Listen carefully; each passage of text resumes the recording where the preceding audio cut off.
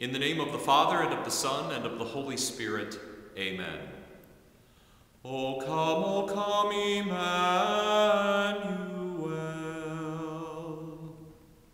Welcome to the online homily service for Advent, sponsored by St. Mary's Catholic Church in Richmond, Virginia. This is the reflection for Wednesday, December 14th. Bah humbug! Most of us read Charles Dickens' A Christmas Carol when we were children or in school. When I was young, I liked Jacob Marley's appearance with all of his chains rattling behind him. I liked all those ghosts of Christmases past, present, and future, and I liked all that bah humbug stuff. As an adult, each year I try to watch one of the many movie versions that have been done of Dickens' classic tale, A Christmas Carol. My personal favorite is the one starring Patrick Stewart. As I watched A Christmas Carol the other day, I was deeply moved by the scene in the graveyard, where Ebenezer Scrooge stands looking at the grave of an unknown person who has died. Suddenly, Scrooge realizes that the grave he's looking at is his own. And in that moment, at least as the great actor Patrick Stewart portrays it, poor Ebenezer Scrooge comes to the sad realization that his whole life's work has been for nothing. As he stands in that desolate place, Scrooge realizes that he has dedicated his whole life to the wrong thing. He's been an excellent businessman, a man who has saved and earned lots of money, a man who has refused to share those blessings with anybody. His whole life has been dedicated to the wrong thing. In literature and in life, we sometimes meet people who come to that sad realization that they have wasted their lives. They've been working for the wrong thing, doing the wrong thing. And in today's gospel reading, that same shadow of sadness may loom over John the Baptist. Today, in the 7th chapter of Luke's gospel, we hear that John the Baptist sent his disciples to Jesus with this question: "Are you the one who is to come, or should we look for another?" At first, it sounds like a simple question, doesn't it? John wants to know if Jesus is the Messiah. But there's a context here that adds a deeper urgency to John's question. When John summons his disciples and sends them to Jesus with his question, John is already in prison. John's preaching had upset King Herod and his family, and way back in the 3rd chapter of Luke, we learn that Herod has arrested John. So when we meet John in today's gospel passage, he's in prison. I want you to understand John's situation. He knows that his life is in danger. At any moment, the king could decide to end John's life. And this is precisely what Herod will eventually do. So there is John, sitting in his prison cell, awaiting his execution. John had preached in the desert, using all of his strength to get people ready for the arrival of the Messiah. And when John stood there at the Jordan River and Jesus came up to him, John pointed to Jesus and said, "Behold the Lamb of God who takes away the sin of the world." John was convinced that Jesus is the one.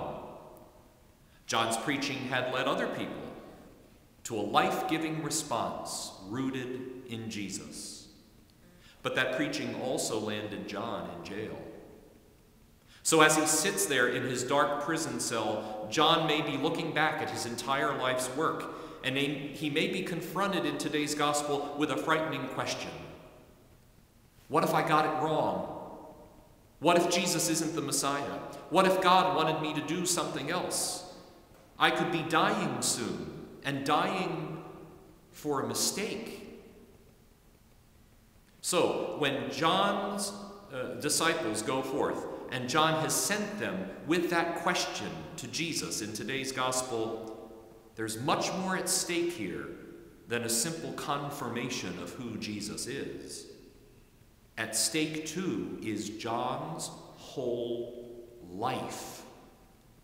If Jesus is the Messiah, then John's life has been worth it.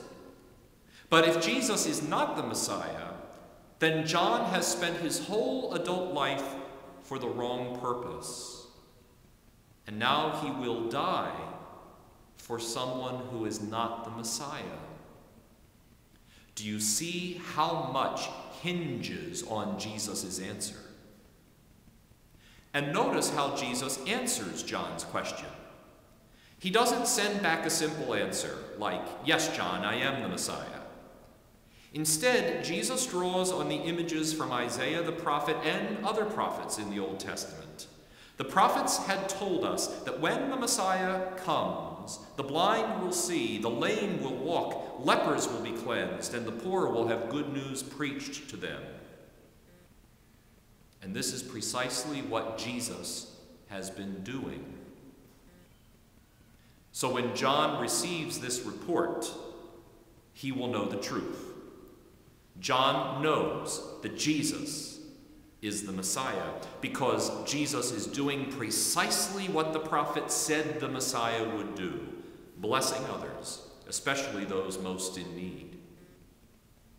You can almost imagine the smile and the relief on John's face when he hears this answer. And you can imagine John's satisfaction knowing that his work, pointing other people towards Jesus, has been worth it. In other words, as John looks back on his life from prison, he can take great satisfaction in knowing that he has helped others find the Messiah, who brought healing and blessing and strength and good news to the poor. Now, I suspect that most of us will not have to look back on our lives from a prison cell. And most of us will probably never have an Ebenezer Scrooge moment, standing looking at our own graves. But all of us will someday have to look back on our life's work. And we will be faced with a crucial question. Did I dedicate myself to the right thing, or did I spend my whole life serving the wrong master or working toward the wrong goal? Scrooge faced the sad reality that his life had been focused on himself, on selfishness and self-centeredness. That's a tragedy. But John the Baptist could take comfort in the fact that his life had brought blessings to others. The blind were seeing, the lame were walking, the mute were speaking, the poor were finding joy. Jesus was doing miracles, and John had paved the way. So, what has your life's work been since last Christmas? Is it a life's work that is bringing blessings to other people?